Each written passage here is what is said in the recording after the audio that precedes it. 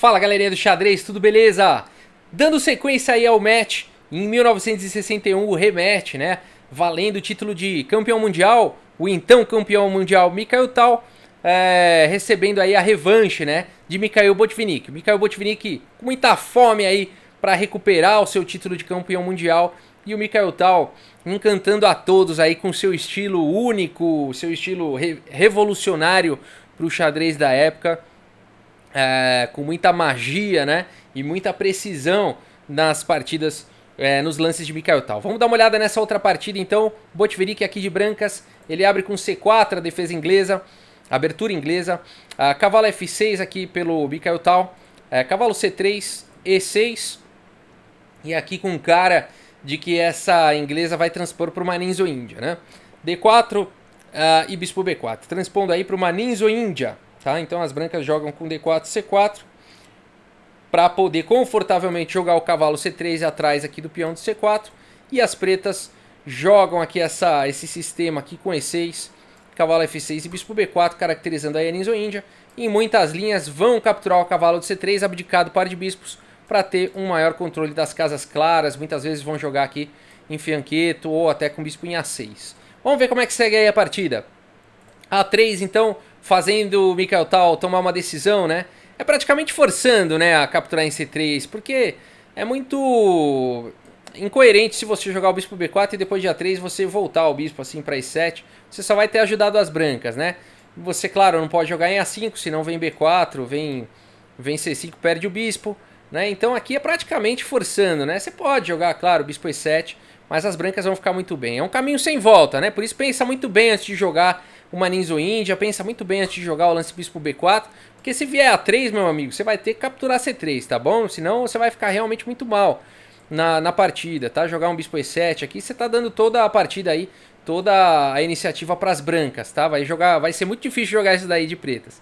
Por isso que depois de A3, o Mikhail Tal não foge à raia, né? E joga aqui com bispo toma em C3, cheque.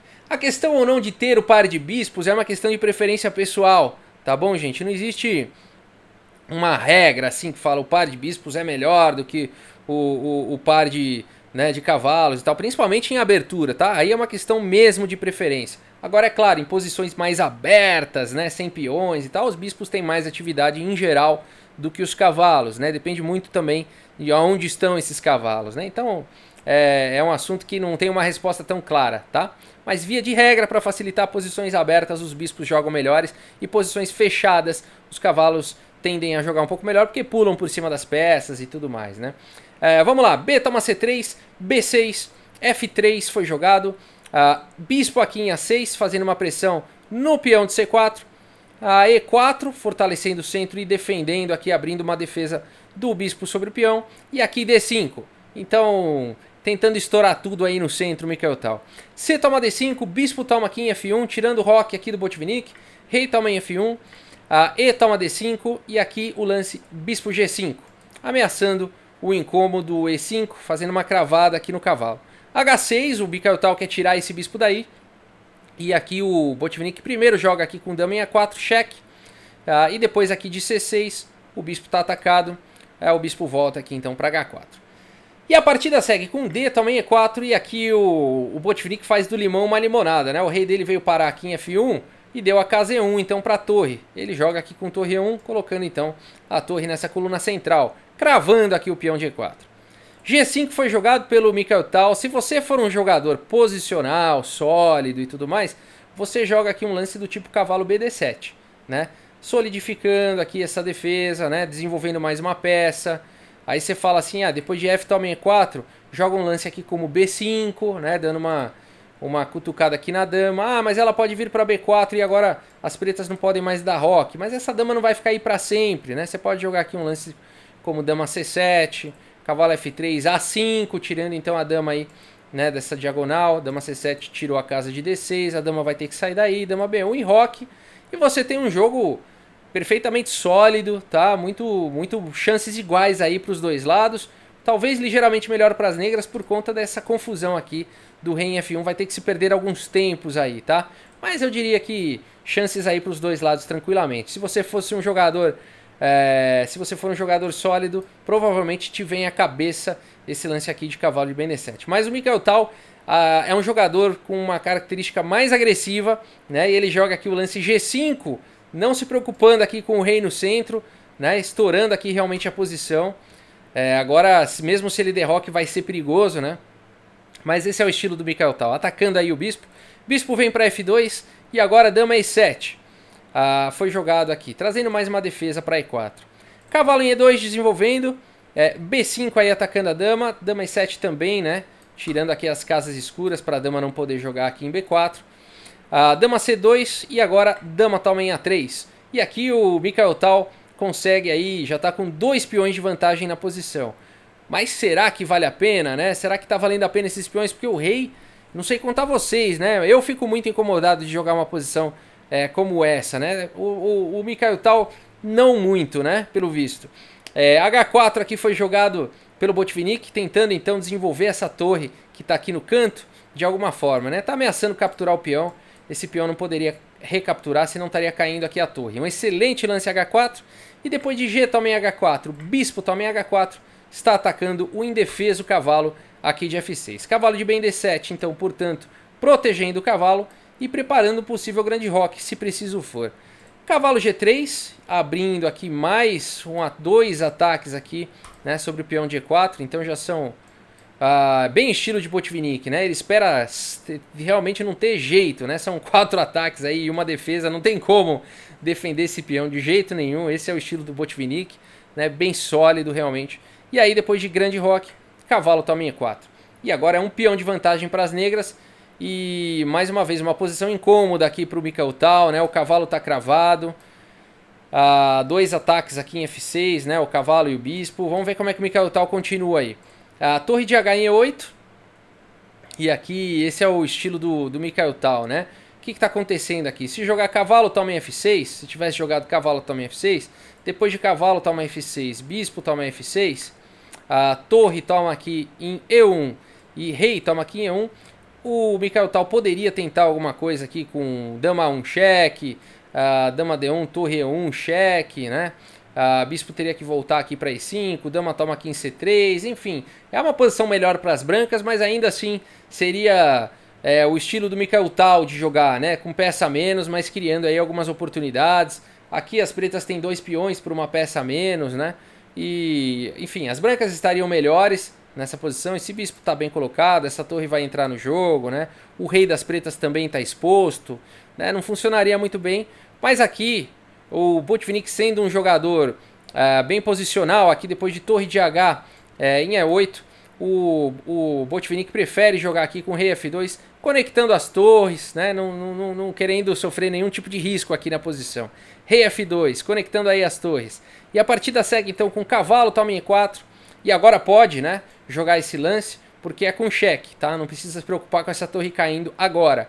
E depois de F toma em E4, agora sim, essa torre está atacada, né? Ela não consegue sair daí, então F6 é praticamente forçado aí na posição. F6 foi jogado e agora a torre A1, com toda a iniciativa do mundo, chegou a vez do Botvinnik, né? Ele conseguiu amenizar ali os ataques do Tal, conseguiu ir desenvolvendo aí as suas peças e mesmo com um peão a menos, agora ele está numa posição muito boa, né? A dama está atacada, a dama volta para E7 e agora a torre entra na sétima, capturando esse peão aqui de A7. Torre toma em A7. O Mikael Tal continua, agora ele tem 2 ataques aqui no peão de E4, então ele captura aqui em E4, depois de dama toma em E4, dama toma em E4, torre toma em E4, o Mikael Tal continua com um peão a mais, só que a gente vai ver que a fragilidade aí da posição é grande. Torre A8 cheque, e aqui é difícil você escolher algum lance, né? O bispo vai vir para G3, né? Se você jogar um lance como rei C7, o bispo vai lá para G3, e aí a posição fica complicada. O ponto todo é que o rei, né, tem que continuar defendendo essa torre, né? Então você fala assim, eu vou jogar rei C7 e depois, né, vamos supor, rei C7 e depois de bispo G3, como é que o rei faz para continuar defendendo aqui a torre? Não faz, né? Vai ter que entregar o cavalo, talvez. Melhor perder o cavalo do que perder a torre, né? Uma posição horrorosa de qualquer jeito, né? Então é difícil aqui já a posição do Mikael Tal. Depois de torre A8, então ele prefere voltar aqui o cavalo. E a partida segue então com o cavalo B8. E agora, de qualquer forma, bispo G3. Botando pressão mesmo aqui na posição. A rei B7 foi jogado, abrindo uma defesa descoberta aqui da torre, mas agora a torre de H em A1. E olha como a casa vai caindo aos poucos. Quando o circo tá armado, né, não tem jeito, a coisa vai se desenrolar e o ataque é muito forte. Aqui tá ameaçando todo tipo de sequência aqui, né? Bom, de cara já tá ameaçando aí torres, bispo toma, né? Bispo toma aqui com entrada depois de torre na sétima, enfim. Vamos ver como é que segue aí a partida. Torre C8 e agora torre aqui de 8 em A7, cheque, forçando o rei aí para B6. E aqui, depois de bispo toma B8, olha que situação, tá? O Mikhail Tal não pode capturar aqui em B8, porque aí simplesmente torre de A1 em A6 vai dar checkmate, né? O peão aqui segurando essa casa de fuga, essa possível casa de fuga. Então, portanto, se tornaria uma impossível casa de fuga, né? Não dá para fugir, checkmate. Então, depois de bispo toma B8, a casa já caiu aqui pro Mikhail Tal. Ele ainda tenta jogar com B4, quem sabe, né, dando uma casa aqui de fuga pro rei, tentando criar, quem sabe, um perigo aí com o peão passado. Mas o Botvinnik joga com muita precisão aqui, bispo D6, depois de B toma em C3, criando então o seu peão passado perigoso. Simplesmente bispo em C5, cheque, defendido aqui pelo peão. Rei B5 e aqui o bonito lance, torre de 1 em A4, lance de arremate da posição, cortando completamente aqui o rei, né? E essa torre vai dar checkmate. O bispo está cortando casa de fuga do rei. Não tem como você evitar esse checkmate. O máximo aqui vai ser postergar aquelas baixarias, né? Só postergar lance. Se você estivesse jogando um ping com o seu adversário com 1 segundo no relógio, talvez você fosse jogando essas baixarias aqui na expectativa do tempo do seu adversário cair, né? Mas aí realmente não tem jeito, não tem como evitar o fatídico torre de A7 vindo para torre de 7 indo para A5, dando checkmate, né? Por isso que depois aqui de torre de A1 em A4, o Mikhail Tal não foi para as baixarias, né? E abandonou a partida. Gente, eu sei, a gente gostaria de ver o Mikhail Tal vencendo aí o Botvinnik, né, ganhando esse match, mantendo aí o seu título de campeão mundial por muitos mais anos, né, com certeza a gente gostaria disso, mas não foi assim que a história reservou aí pro Mikhail Tal, tá? O Mikhail Tal perde, portanto, aí essa partida e simbolicamente eu quis mostrar essa partida para dizer que o Mikhail Tal perde aí o match contra o Botvinnik.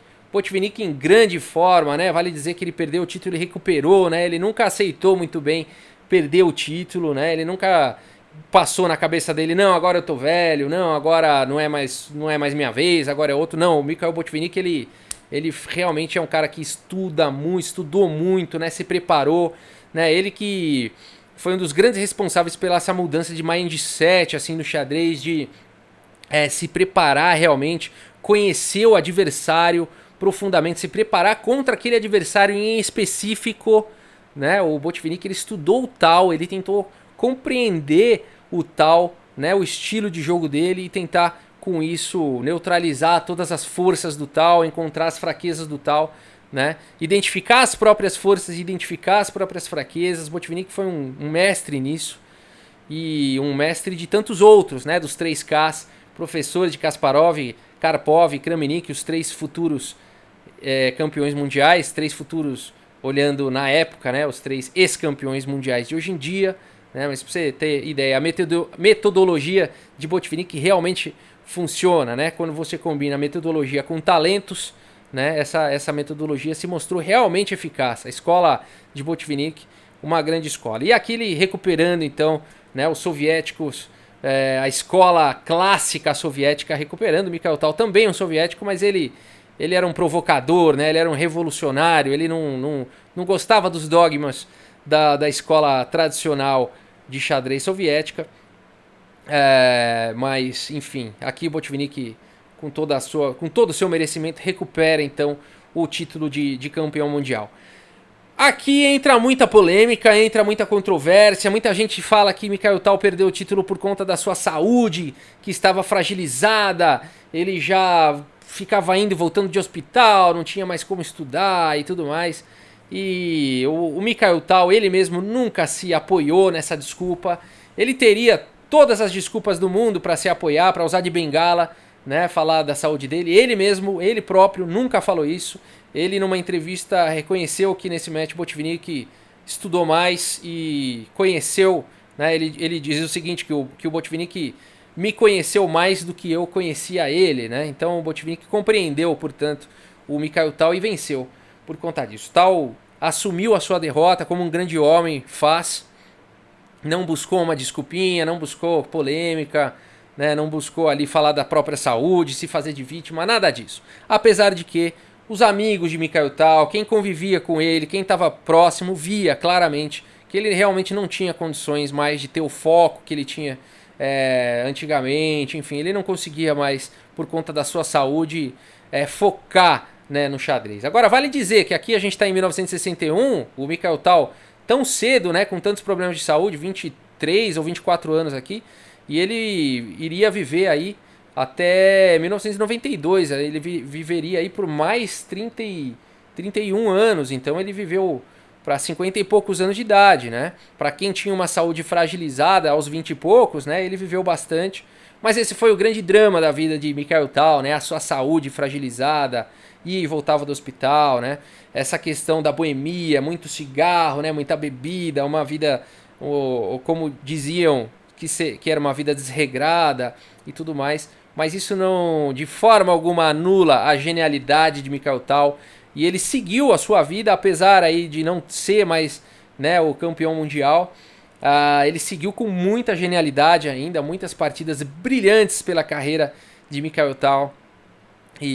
Mas é isso, gente. A nossa playlist tem que seguir, né, com outros campeões. Botvinnik agora recupera então o título de campeão mundial. E nós veremos mais adiante então o Botvinnik contra Tigran Petrosyan, o grande mestre armênio, tido como ídolo por muita gente também. Um estilo completamente diferente, um estilo mais rocha, bem sólido, bem defensivo, por incrível que pareça, né? Como pode um grande jogador ter o estilo defensivo, e nós vamos ver isso com o Tigran Petrosyan, tá bom, gente? Muito obrigado aí pela audiência, eu sei que vocês estão tristes, eu também tô, né? Mas a gente abre uma playlist aí do Mikhail Tal, nós teremos mais partidas do Mikhail Tal no nosso canal, tá bom, gente? Mas por enquanto aí a playlist da saga dos campeões do mundo de Labordunea Magnus Carlsen segue pra frente, beleza? Muito obrigado pela audiência, um grande abraço aí pra todos vocês e até a próxima, pessoal, valeu!